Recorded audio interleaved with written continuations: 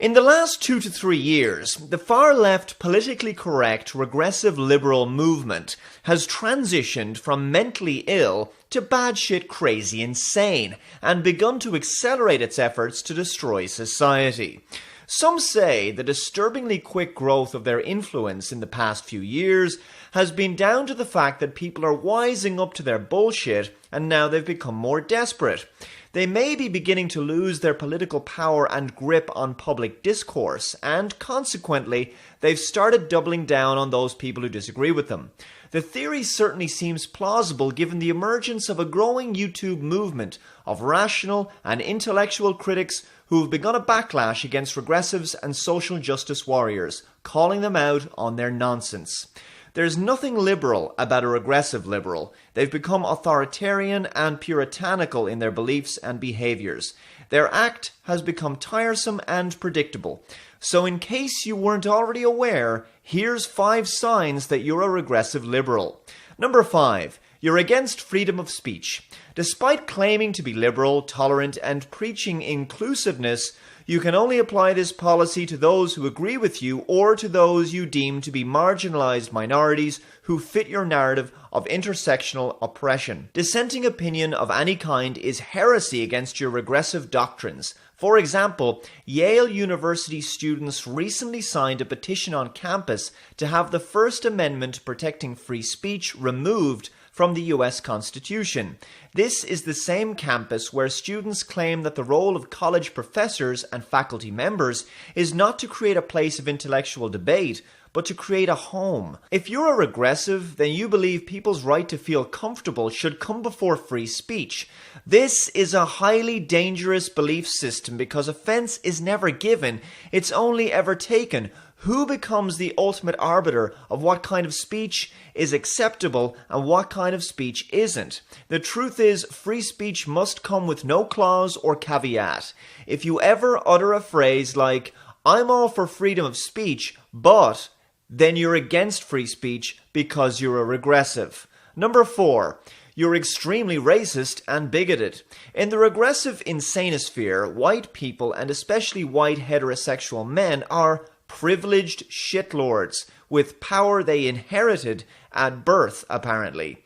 Multiculturalism must be used to create a more diverse Western world, i.e. unfiltered mass immigration should be encouraged from developing nations to ethnically cleanse the West of the Caucasian cancer infesting it. You believe that affirmative action must be used in education, politics, the media, and the workplace in order to help women and ethnic minorities to break through systematically oppressive barriers, which don't actually exist. You believe that anyone who isn't white in a predominantly white nation should be given special treatment and receive important positions they haven't earned.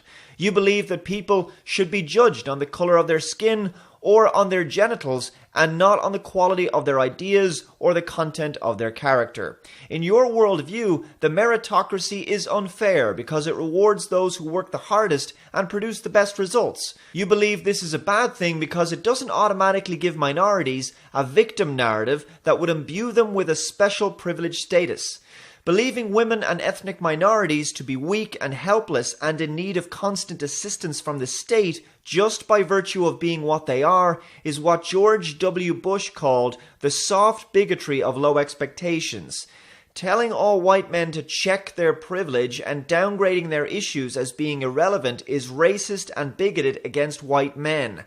You point out what you believe to be racism, sexism, bigotry, and Islamophobia in other people everywhere, but you use bigotry and reverse racism on white people all the time. White people must be held responsible for the past sins of their colonial ancestors in a kind of original sin. This is ironic, given how many of these social justice warriors are also atheists. Number 3. Your arguments aren't arguments at all. When arguing against the position of your opponent, you will rarely engage with what they've said or attempt to address their argument at all. Instead, you'll label them something like bigoted, misogynistic, or call them out on the grounds of hate speech. Instead of carefully considering the statement of those you disagree with, you simply smear them and resort to name-calling or even doxing. When that doesn't work, you'll also attempt to change the conversation and attack the character of your opponent or undermine their credibility in some way. You may also respond from a position of narcissistic sanctimoniousness. For example, when someone argues with a feminist SJW on Twitter, the feminist may simply reply with the now iconic response, "Educate yourself," or "Read a book," or "Google it."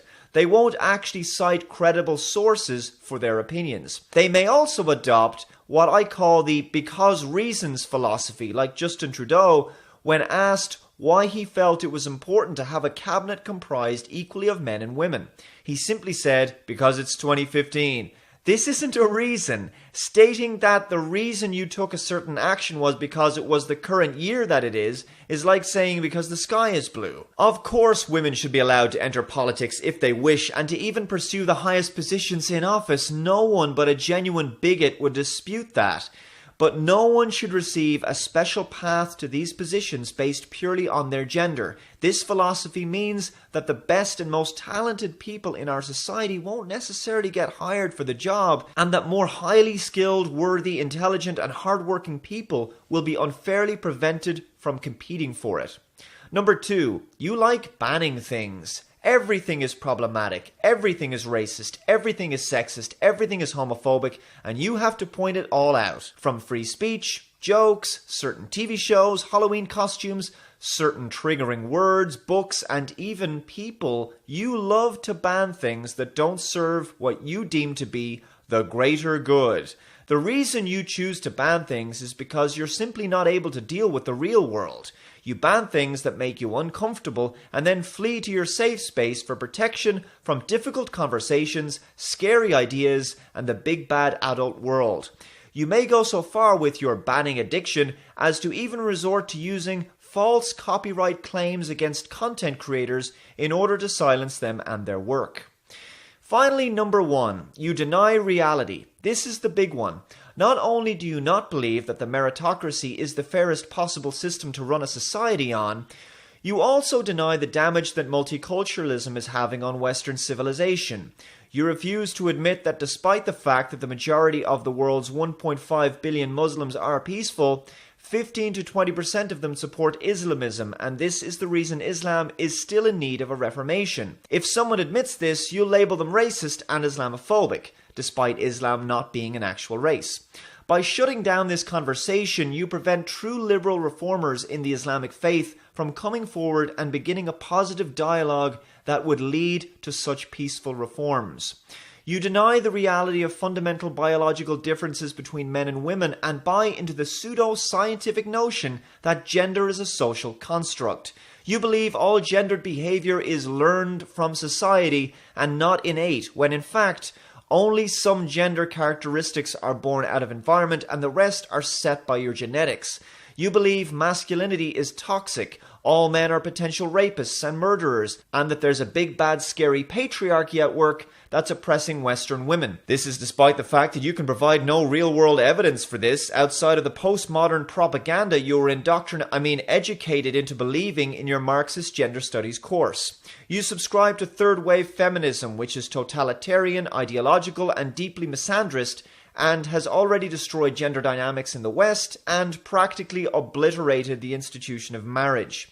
You believe in the gender pay gap, which has been comprehensively dismantled countless times. It clearly exists, but not for the reasons you believe. Women get paid less than men on average because they work less hours and tend to enter lower paid fields. So those are just 5 signs that someone is a regressive liberal. Be sure to provide your own examples in the comments below. Thank you very much for watching, and I'll see you next time. Bye-bye.